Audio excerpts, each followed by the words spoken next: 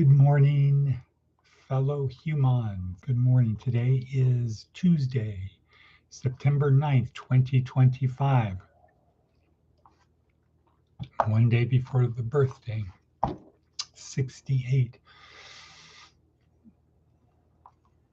But here we are in southwestern Nevada, west of Sin City, east of Death Valley, south of Area 51, hard scrabble, sharp-elbowed, rootin' tootin' pistol packing people in this area where I got mine, nobody helped me. Homeless people are that way because they want to be.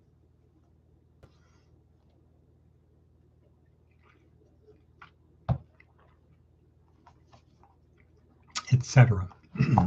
And here we are to help our students and interested people on their journey through this life, where once we have shuffled this mortal coil, as Hamlet said, and fly off to other places where we know not of, we want to be best prepared while we are here, while we is here. And that's our purpose, to help our students and interested people on their journey through this life. And the basic education program is our neuroscience-oriented approach to success. This is day 2, where we have a simple goal to answer 2 questions. Who am I? Why do I behave the way I do? From a neuroscience perspective, not from a philosophical or psychological or spiritological perspective, just from a neuroscience. How does my brain actually work? What's going on? And the idea is, if I know that, if I understand how these things work, how my brain works, I can dial in who I need to be right now. And this is taking it down to a subcellular level. So down below the cells. Okay, so that's what we do. This is Tuesday, day 2 of week 1. And our TED Talk is Jordan Peterson talking about IQ. And that is going to be, IQ is going to be the subject of our theme for today. How important is IQ? Okay, cool. Before we do that, let's go to our worksheet and get some advice from an 80-year-old. Be brave. Even if you're not, pretend to be. No one can tell the difference. Agreed, true. When I was in law school in trial practice class, that was one of the things that was mentioned. What I don't know that I would say was stress, but it was mentioned. Your first time in trial, somebody could go to prison. If you act like you don't know what you're doing, the jury will think you don't know what you're doing, and your client will be guilty. Just pretend you know what you're doing. Or here, pretend to be brave. Cool. All right. Let's go to Seth Godin. Making a point might not be the same as making an impact. Making a point doesn't take very long, and it can be gratifying in the moment. Making an impact, however, happens over time and rarely brings the same sort of short-term glee. Okay, good one. Next.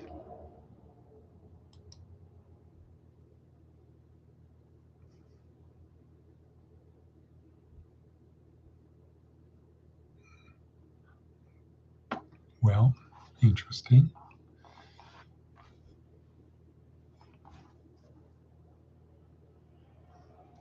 Okay. All right, let's talk about IQ. That was an interesting comment I was reading. IQ, Jordan Peterson. What is IQ? And why should we care? So Jordan Peterson makes clear there's 2 flavors of IQ, crystallized and fluid.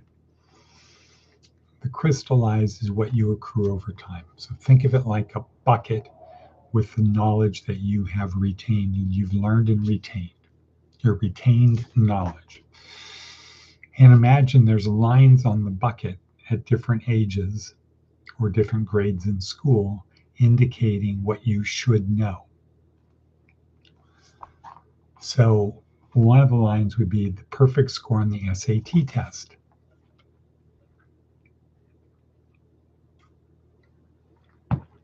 Perfect SAT score. Another one would be an ASVAB score, a little bit lower maybe.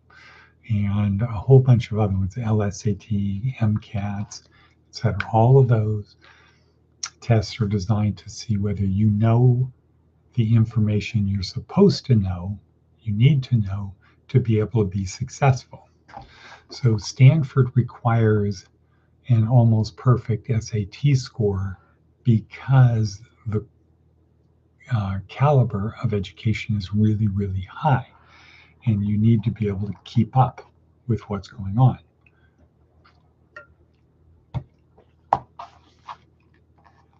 So crystallized IQ is what you know, what you've retained.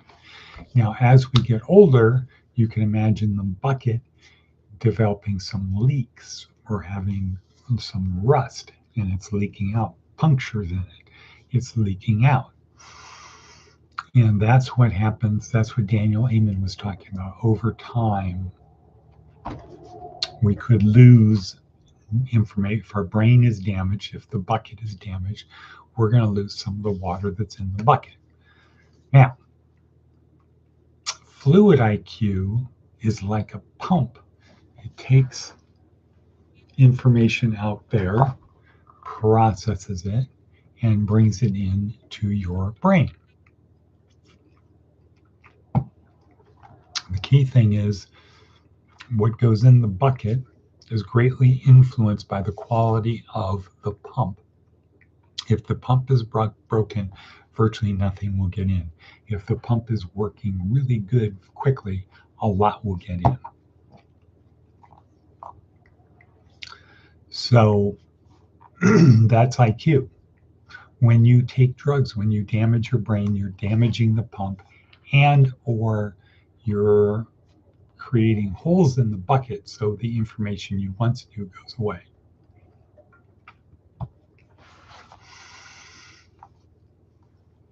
A brain smart program would be one designed to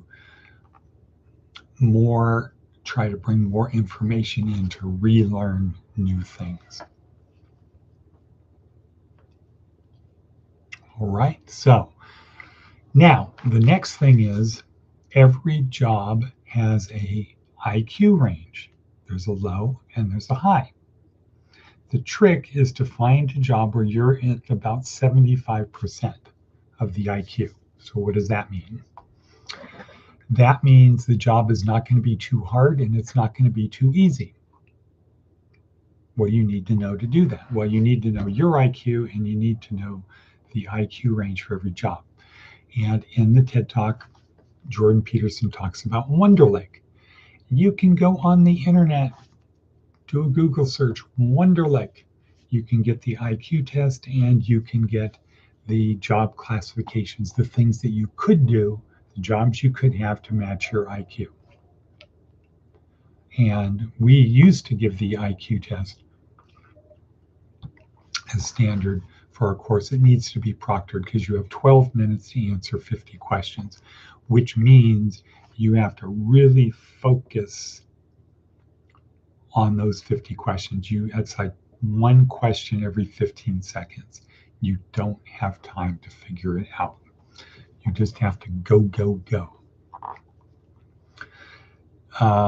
So we have the Wonderlic test and we have the sheet to compare it to other to jobs. That's how important it is. Now, one reason we stopped giving it was we stopped having classroom setting, and it's hard to proctor tests when you don't have a classroom. That's number one. Number two, it was very discouraging for too many people. Too many people that become our students carry around a belief that they're really smart, they're geniuses. Yeah, when I was in the 4th grade, I was tested. I was a genius. That was in the 4th grade. School was just boring to me.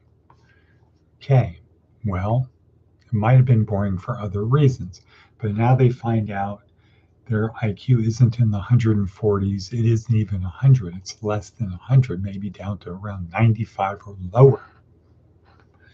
And it's discouraging.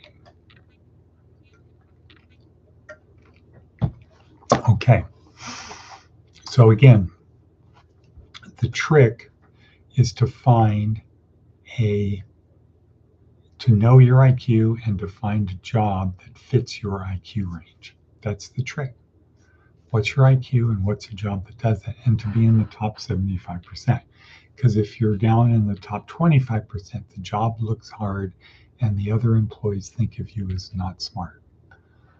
If your IQ is too high, the job is too easy. Okay, so I think we're going to call it there. Today is a big, big day. Need to get on the road. And with that, we will say and cut.